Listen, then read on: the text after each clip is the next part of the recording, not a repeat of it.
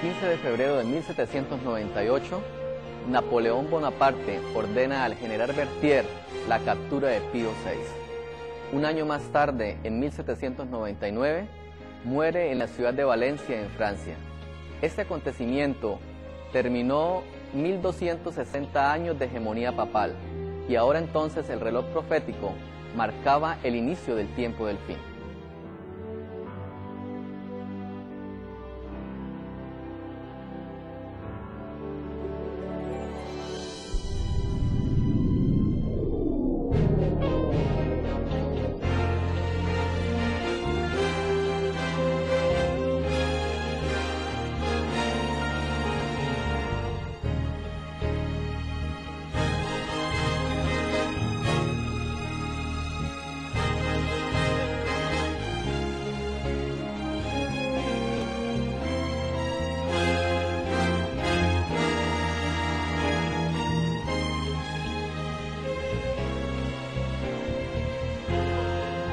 En el mundo cristiano existen actualmente tres formas de interpretar las profecías bíblicas.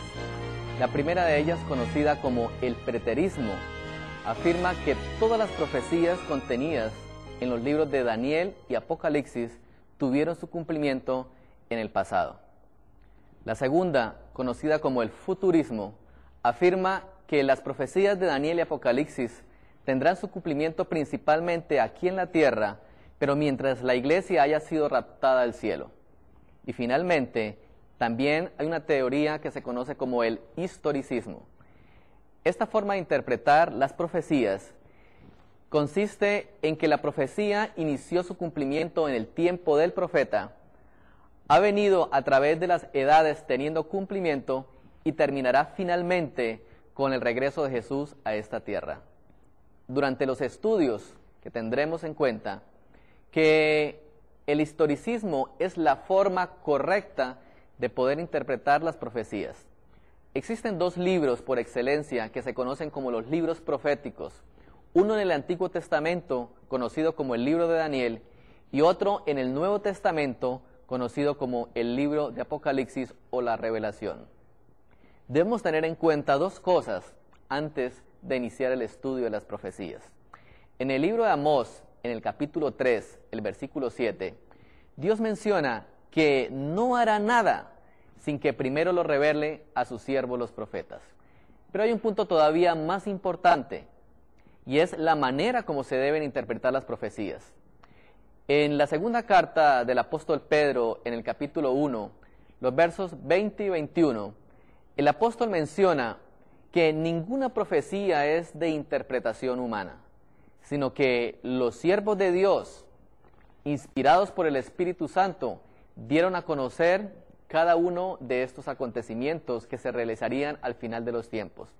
Quiere decir, pues, que no podemos nosotros, como seres humanos, o con el conocimiento del mundo, dar la interpretación de cada uno de estos acontecimientos, sino que será la misma Biblia la que se encargará de mostrarnos cuál es el significado de todos los símbolos proféticos que nosotros encontramos allí.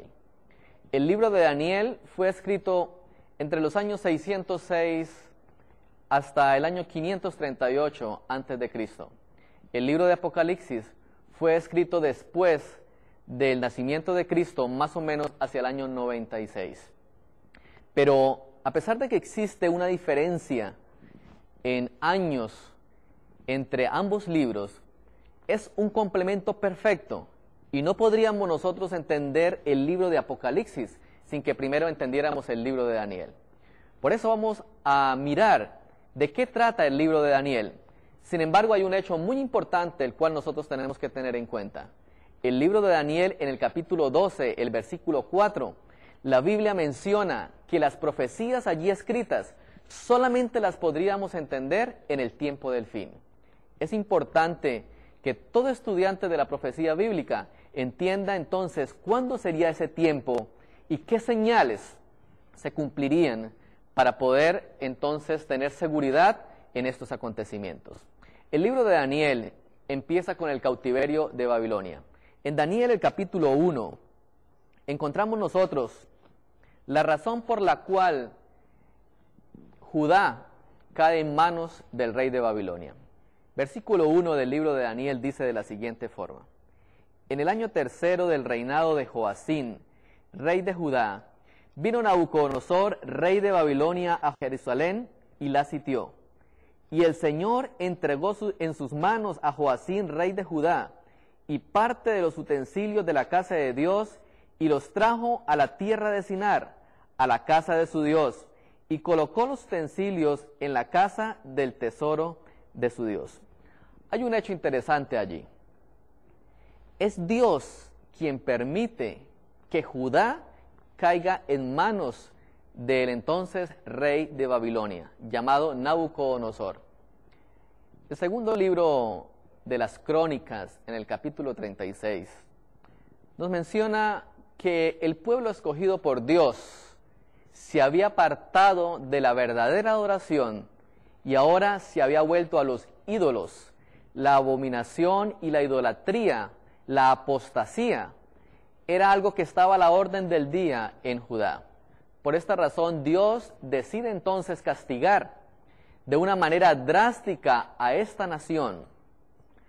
El libro de Daniel tiene especialmente 4 bosquejos proféticos. Los encontramos en Daniel el capítulo 2, Daniel el capítulo 7, Daniel el capítulo 8 y 9, y finalmente Daniel el capítulo 11 y 12. Los otros capítulos del libro de Daniel son eventos que, a pesar de ser eventos históricos y contener algunos relatos que todos conocemos, como el foso de los leones o los 3 jóvenes en el horno de fuego, no dejan de contener detalles proféticos y vivencias que tendrá también que pasar el pueblo de Dios al final de los tiempos. Pero los 4 grandes bosquejos proféticos se encuentran en los capítulos que acabamos de mencionar.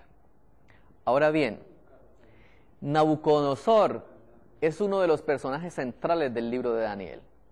Aunque es Cristo, nuestro Salvador, el personaje central de toda la Escritura y a quien debemos estar siempre buscando, vamos a mirar algunos detalles especiales de la vida de Nabucodonosor.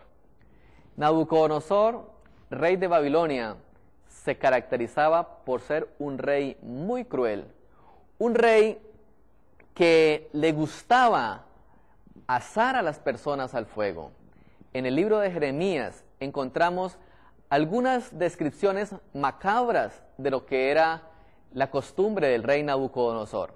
En el libro de Jeremías, en el capítulo 29, leemos lo siguiente: Y todos los deportados de Judá que están en Babilonia usarán también esta maldición. Póngate el Eterno como a Sedequías y a Acab, a quienes el rey de Babilonia asó al fuego. Era costumbre entonces del rey de Babilonia asar a las personas en fuego. No es extraño entonces, porque en el capítulo 3 del libro de Daniel encontramos a este rey furioso porque 3 jóvenes no habían querido adorar la estatua que él había levantado. Y la orden es lanzarlos al horno de fuego y hacerlo calentar 7 veces más. Pero no nos imaginamos entonces nosotros a este hombre tan terrible, cuya costumbre era asar a las personas. Pero también el rey tenía una costumbre muy cruel. En el libro de Jeremías, en el capítulo 39, leemos de la siguiente manera. Versículo 6. Allí en Ribla, el rey de Babilonia degolló a los hijos de Sedequías en su presencia. Mandó también a degollar a todos los nobles de Judá. Sacó los ojos al rey Sedequías y lo aprisionó con grillos para llevarlo a Babilonia. Este rey también degollaba y le sacaba los ojos a todos aquellos que no obedecían sus mandatos. Cuando leemos esta historia, tenemos la idea de un rey supremamente cruel.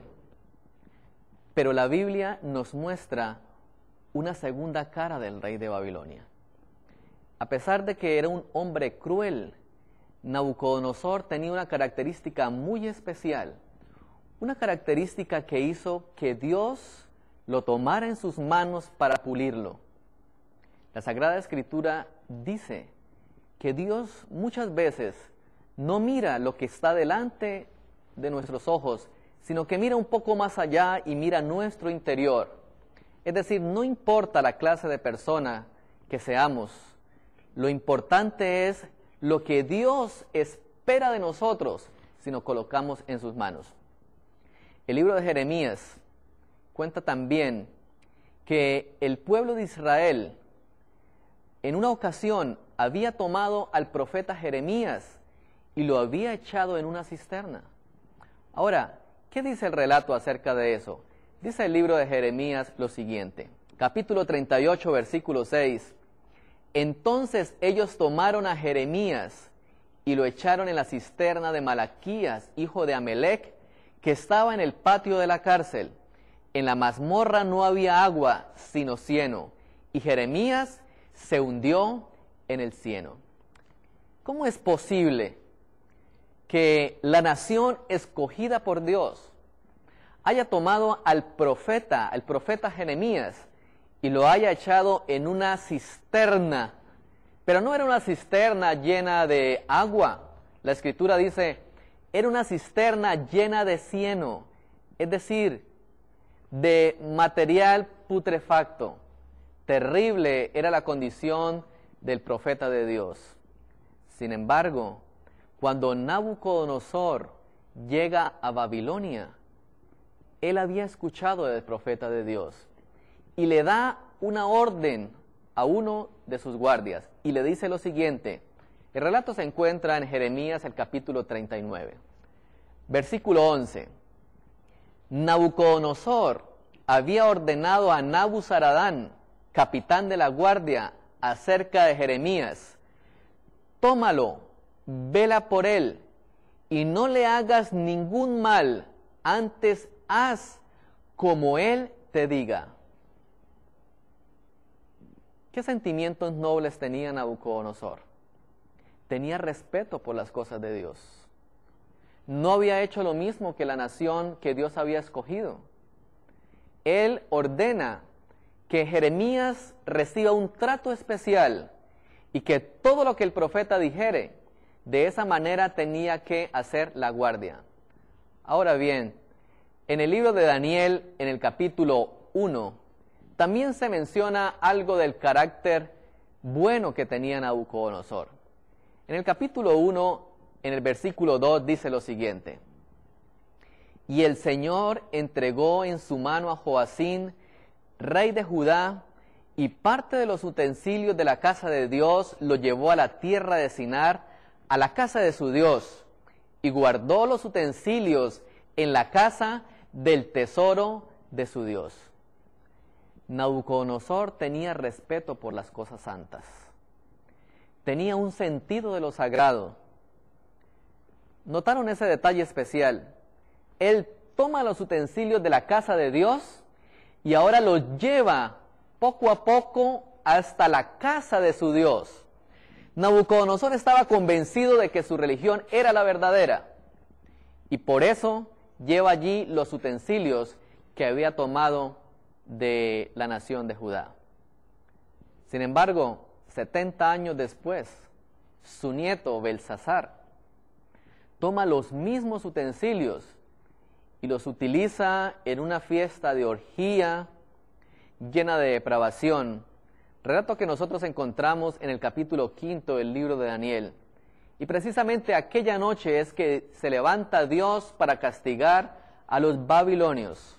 Ya Nabucodonosor había desaparecido. Pero qué conducta tan diferente la del entonces rey y la de su posterior nieto. Dios veía en Nabucodonosor algo bueno y el propósito que Israel no había cumplido de llevar el evangelio, el conocimiento de Dios a todo el mundo en aquel tiempo. Ahora Dios utiliza a un rey pagano, el rey más grande en aquel tiempo, para llevar el conocimiento de Dios a todos aquellos que no le conocían. Por eso, nosotros debemos confiar en el propósito de Dios para nuestras vidas. Nunca debemos imaginar que somos tan malos o tan pecadores que Dios no puede hacer nada en nuestras vidas. El propósito de Dios iba a cumplirse ahora en el rey Nabucodonosor. En el capítulo 2 del libro de Daniel encontramos el primer gran bosquejo profético. Un día, el rey, mientras pensaba en qué iba a ocurrir en el futuro, los hombres siempre desean saber qué hay más allá, qué va a pasar con mi vida. Y Satanás aprovechó tal vez esa oportunidad también para crear falsas expectativas en el rey. Pero Dios tenía un propósito con él. Y dice la Escritura que en aquella ocasión Dios le mostró un sueño al rey Nabucodonosor, pero que al levantarse en aquella mañana había olvidado todo lo que había soñado. Muchas veces nosotros también, mientras dormimos, tenemos alguna clase de sueño y después despertamos y no recordamos qué era. Bien, lo mismo pasó con el rey.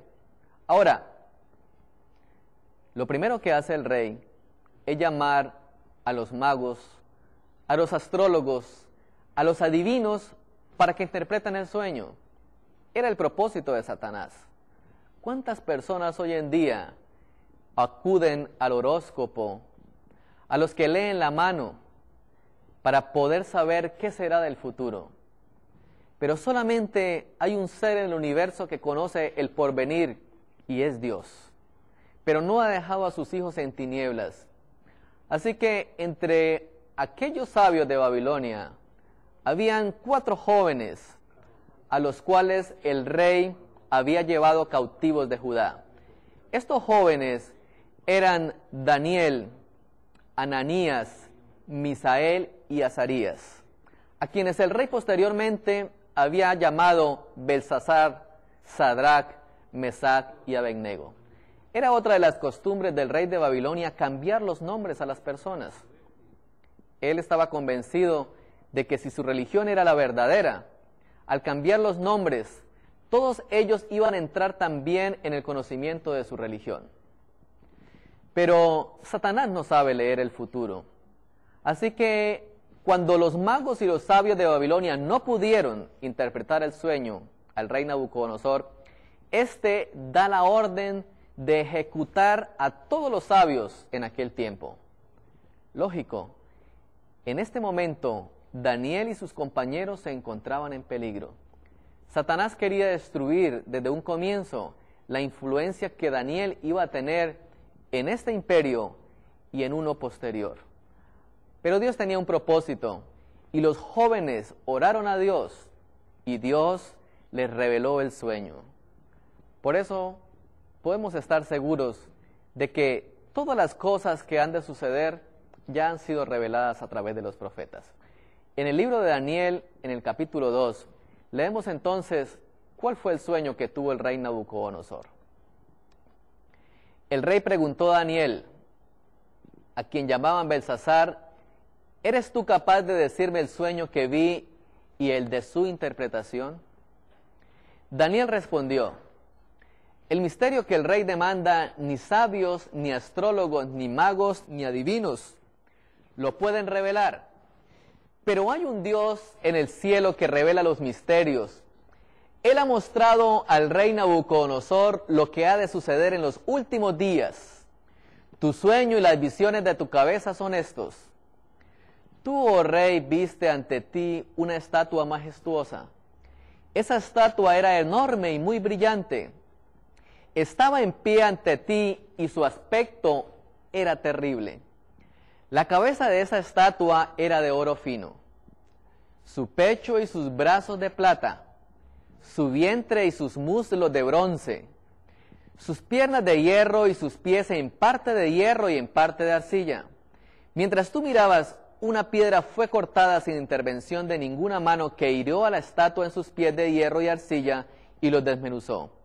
Entonces se desmenuzaron también el hierro, la arcilla, el bronce, la plata y el oro, y se volvieron como pelusa de las eras del verano que en el viento llevó sin dejar rastro alguno. Pero la piedra que hirió a la estatua llegó a ser un gran monte que llenó toda la tierra. Una vez el rey recibe la visión, no entendió. Pero cuando él termina de ver esta gran estatua, aparece un elemento muy especial, aparece un elemento sobrenatural. Veamos qué sigue diciendo el relato bíblico. Versículo 34. Mientras tú mirabas, una piedra fue cortada sin intervención de ninguna mano, que hirió a la estatua en sus pies de hierro y arcilla y los desmenuzó.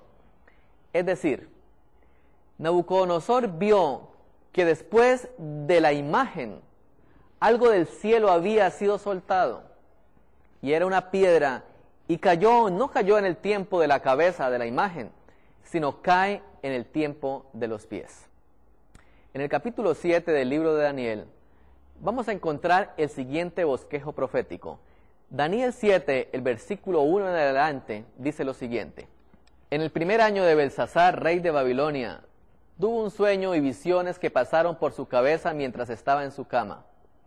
Y enseguida escribió un resumen del sueño.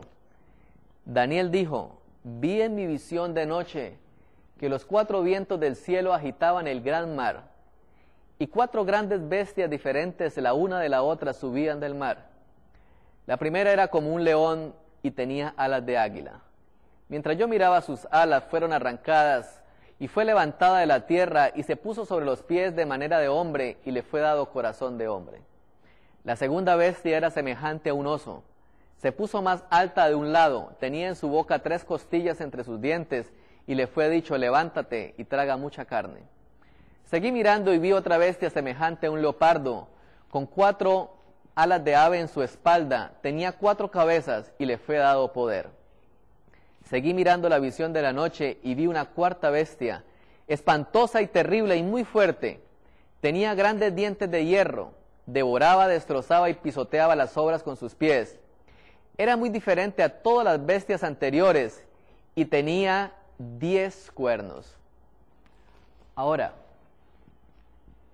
estas 4 bestias, fue un sueño que ya no recibe el rey, sino que recibe el propio Daniel. Vamos a entender que esta visión es la misma visión, pero presentada de 2 maneras diferentes. En el libro de Génesis, en el capítulo 40 y capítulo 41, se encuentra la historia de otro personaje, también muy conocido por todos, llamado José.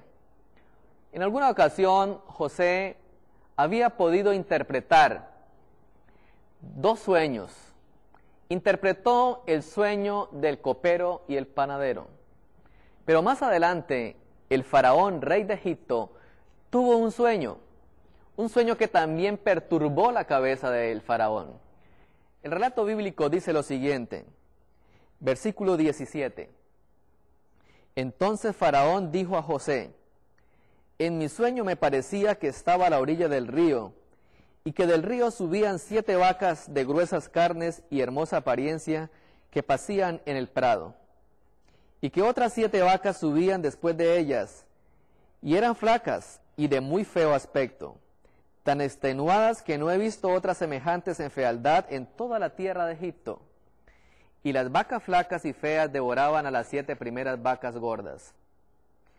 Vi también soñando que 7 espigas crecían en una misma caña llenas y hermosas, y que otras 7 espigas menudas marchitas, abatidas del viento solano, crecían después, y las espigas menudas devoraban a las 7 espigas hermosas. Y lo he dicho a los magos, mas no hay quien me lo interprete. Aparecen también 2 visiones dadas a un rey que quería saber también qué iba a ocurrir en el futuro. Pero los magos y los astrólogos en aquel tiempo tampoco pudieron descifrar el sueño. Así que llamaron a José, y José pudo interpretar el sueño.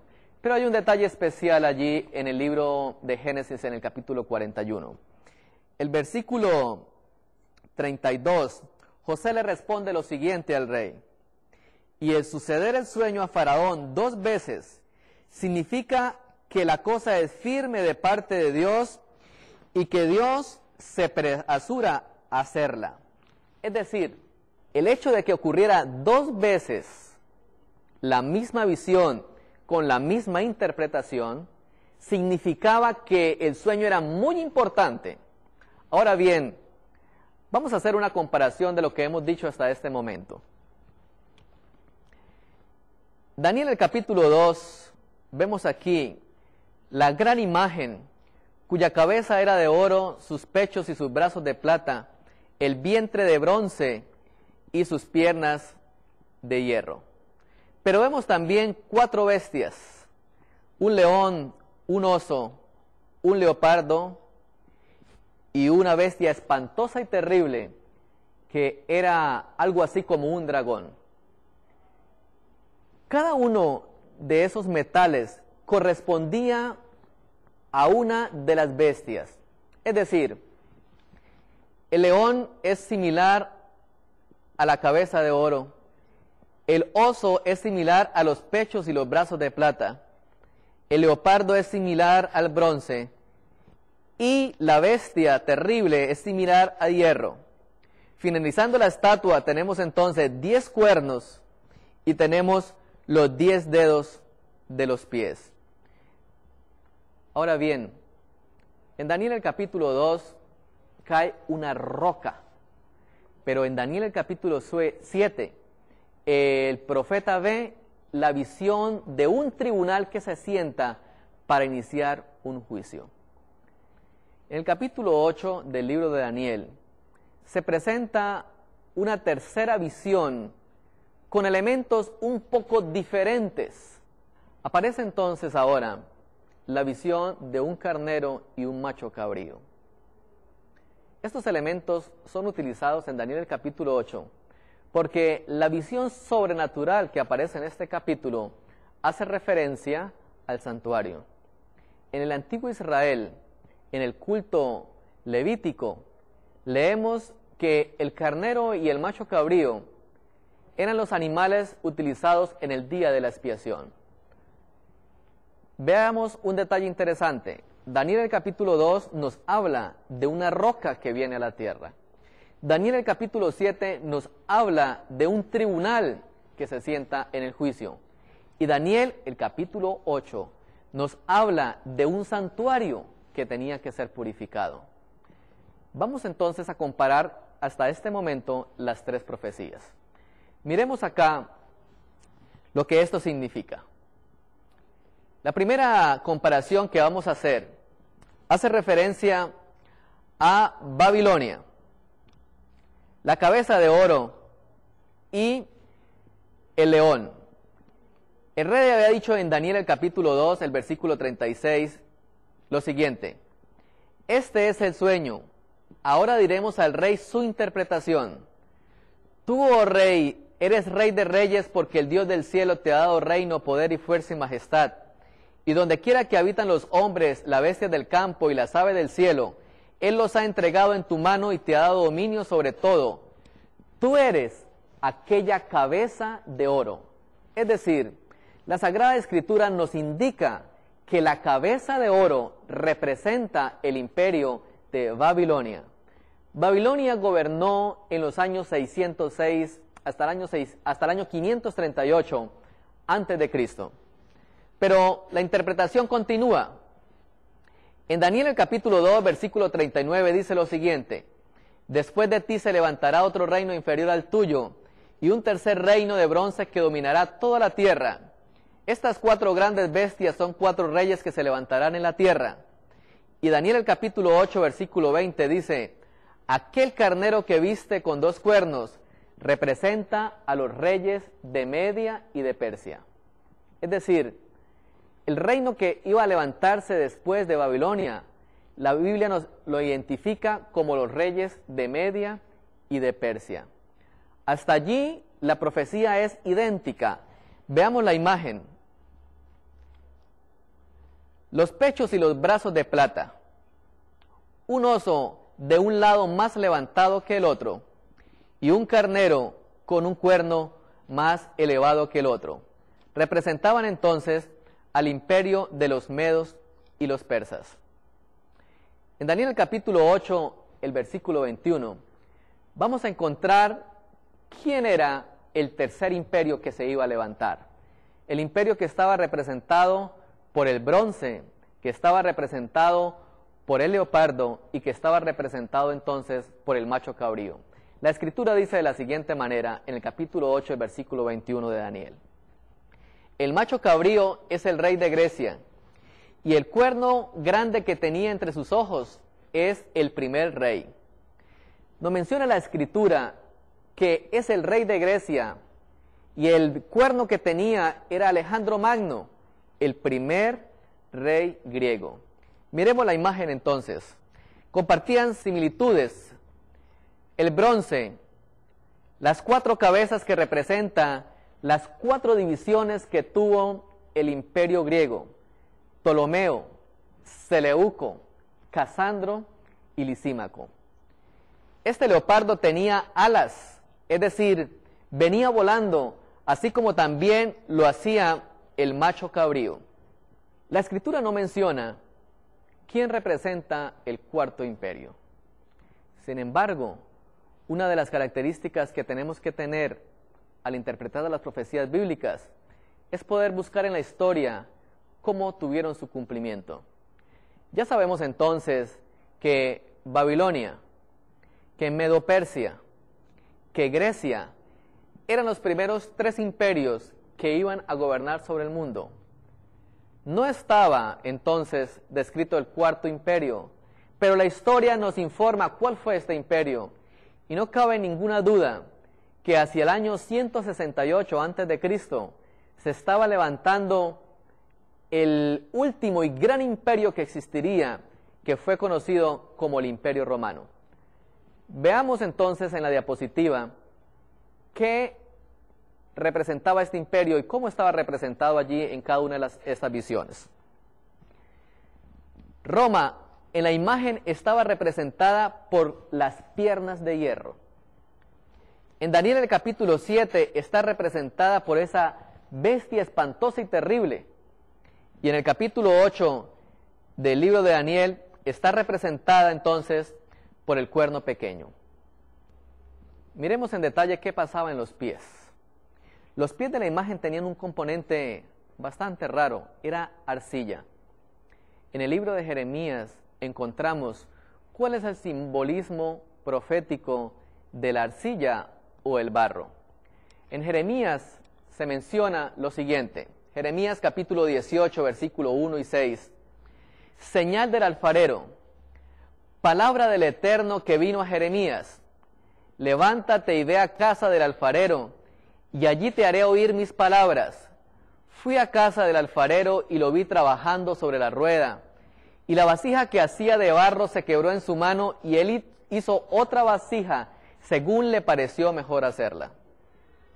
Entonces el Eterno me dijo, ¿no podré yo hacer de vosotros como este alfarero, oh casa de Israel? Dice el Eterno, como el barro en la mano del alfarero, así sois vosotros en mi mano, oh casa de Israel. Hay algo interesante allí. El barro estaba mezclado con el hierro en el final de los tiempos, porque la visión era para el tiempo del fin. El barro representa, según lo que acabamos de leer en el libro de Jeremías, la parte religiosa. Es decir, al final de los tiempos iba a haber una mezcla político-religiosa. Los 10 dedos de la imagen representan las 10 divisiones que sufrió el Imperio Romano en el año 476 y que son conocidas como las tribus bárbaras. De las tribus bárbaras salieron lo que hoy son las naciones de Europa. Es decir, Europa fue llevada al mundo entero. El 10 representa universalidad. No es desconocido para nosotros que todos los países de habla hispana tenemos descendencia de Europa. Que los países que hablan el idioma portugués tienen descendencia de Europa. Que muchas de las colonias y países de África tuvieron influencia de Europa. Es decir, Europa se transportaría al mundo entero y las naciones estarían divididas cuando la roca cayera del cielo. En el libro de Corintios, el apóstol Pablo nos menciona que la roca es un símbolo de Cristo. Es decir, hasta el momento en que Cristo venga, los imperios iban a permanecer por países. Nunca se levantaría un imperio mundial. Durante muchos años, muchos hombres han pretendido unir el mundo en un solo imperio. Carlomagno, Adolfo Hitler, Enrique II. Muchos han querido entonces formar un imperio universal, pero la Sagrada Escritura decía que al final de los tiempos las naciones estarían divididas. En el capítulo 7 del libro de Daniel, los 10 cuernos corresponden entonces de la misma manera a los 10 dedos de la imagen. Es decir, representan también las invasiones bárbaras. Pero allí aparecía un elemento especial, aparecía un cuerno pequeño. La característica especial de ese cuerno pequeño es que era diferente a los otros. Ahora, ¿por qué era diferente a los otros cuernos? Por una razón muy sencilla. Ese cuerno representa también la parte religiosa. Es decir, la Biblia enfáticamente nos menciona que al final de los tiempos iba a haber una mezcla política y religiosa. En Apocalipsis, el capítulo 13, menciona las 2 bestias que van a gobernar al final de los tiempos. Una de ellas debe ser entonces una potencia política, otra de ellas debe ser una potencia religiosa. Eso desencadenará las persecuciones finales. Daniel, el capítulo 12, hace una pregunta muy especial. En el capítulo 12 del libro de Daniel, el profeta ve a un varón vestido de lino que hace una pregunta, versículo 7. Y oí al varón vestido de lino que estaba sobre las aguas del río, el cual alzó su diestra y su siniestra al cielo y juró por el que vive por los siglos de los siglos, que será por tiempos y la mitad de un tiempo, y cuando se acabe la dispersión del poder del pueblo santo, todas estas cosas serán cumplidas. Es decir, el fin de todas las cosas iniciaría con esa profecía que se conoce como la profecía de tiempos y la mitad de un tiempo. En Daniel el capítulo 7, cuando se habla del cuerno pequeño, la profecía nos menciona que este cuerno iba a gobernar por ese mismo periodo de tiempo, tiempos y la mitad de un tiempo. Cuando eso terminara, la Biblia nos menciona que sería el momento profético en el cual iniciaría el tiempo del fin. Es entonces importante que nosotros entendamos a quién representaba ese cuerno pequeño y qué tiempo en la historia profética representa esta profecía. El cuerno pequeño tenía algunas características importantes. Se levantaría entre los 10 cuernos. El cuerno pequeño arrancaría a 3 de los cuernos para poder surgir. Tendría ojos como de hombre. Hablaría palabras contra el Altísimo. Pensaría en cambiar los tiempos y la ley. Y serían entregados en su mano hasta un tiempo, tiempos y la mitad de un tiempo. Veamos la primera característica. El cuerno hablaría arrogancias contra Dios. Arrogancias podríamos interpretarlo como blasfemias contra Dios. La Sagrada Escritura menciona qué es blasfemias contra Dios. Dice Juan 8, capítulo 33, le respondieron los judíos, diciendo, por buena obra no te apedreamos, sino por blasfemia, porque tú siendo hombre te haces Dios. Es decir, un hombre que se quiera hacer pasar por Dios está hablando blasfemias contra Dios. En el Evangelio de San Juan, en el capítulo 5, el versículo 31, dice lo siguiente, versículo 21, perdón. Entonces los escribas y los fariseos comenzaron a pensar diciendo, ¿quién es este que habla blasfemias?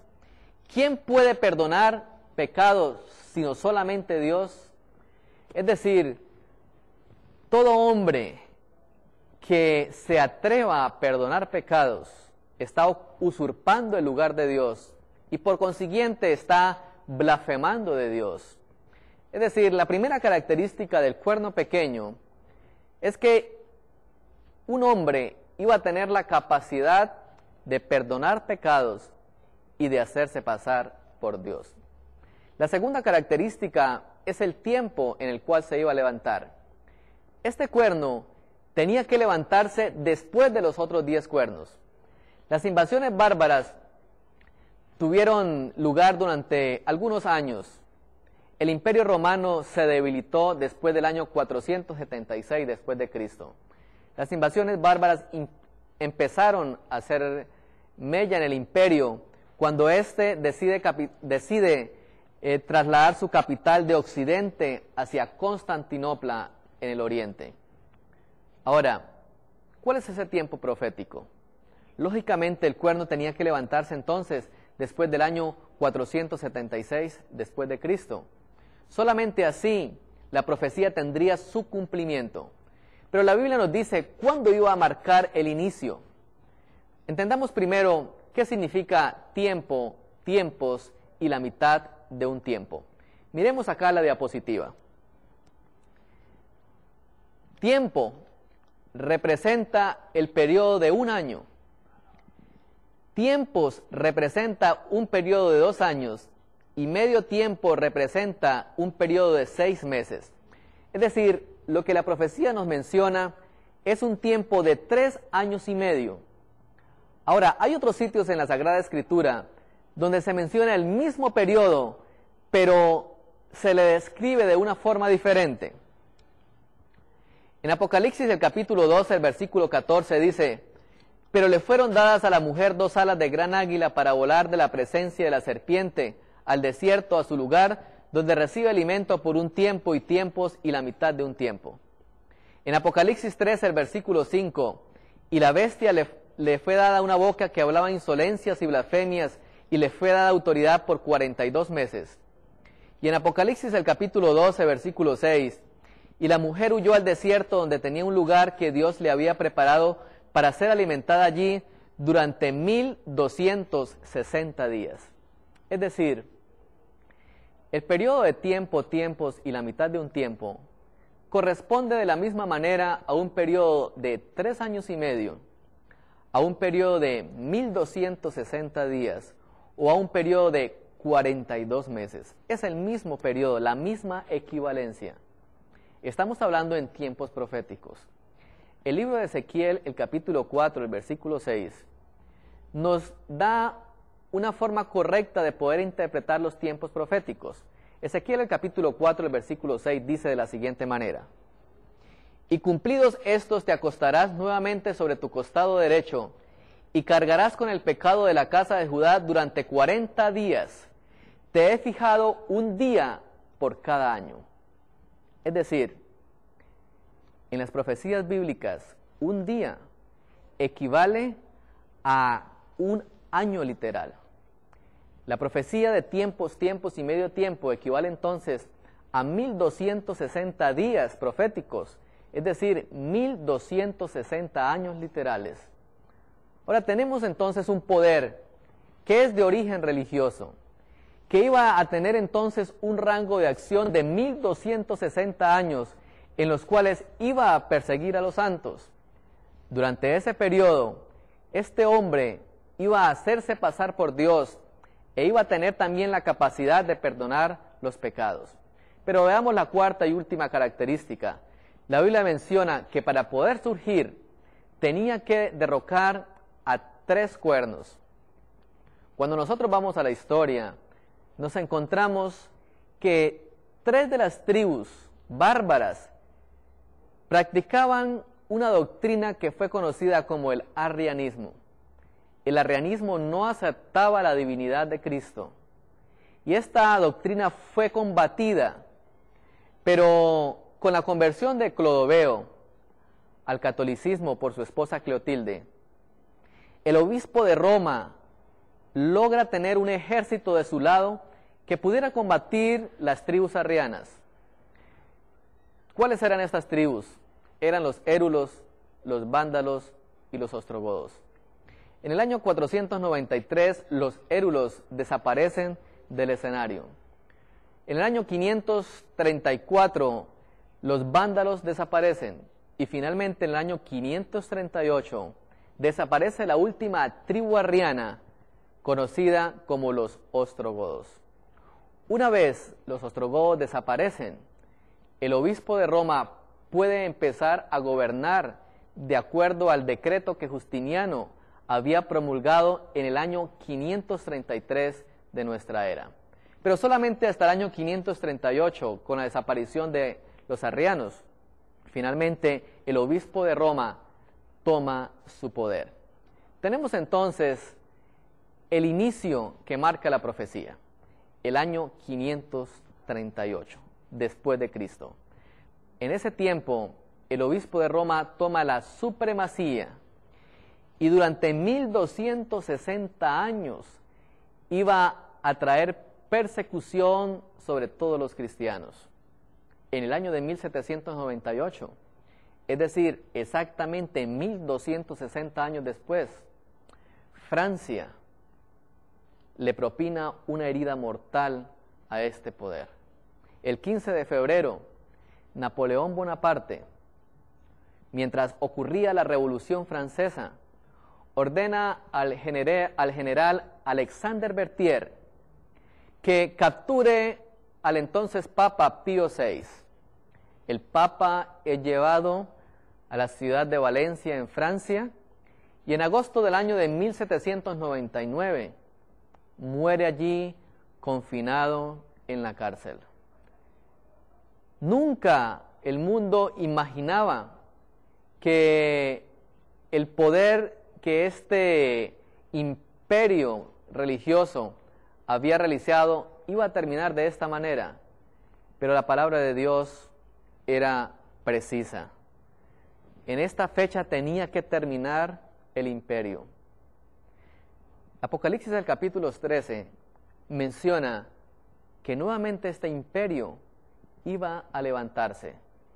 Pasarían algunos años, pero al final de los tiempos, nuevamente Roma papal recuperaría entonces la supremacía que había perdido casi 200 años atrás.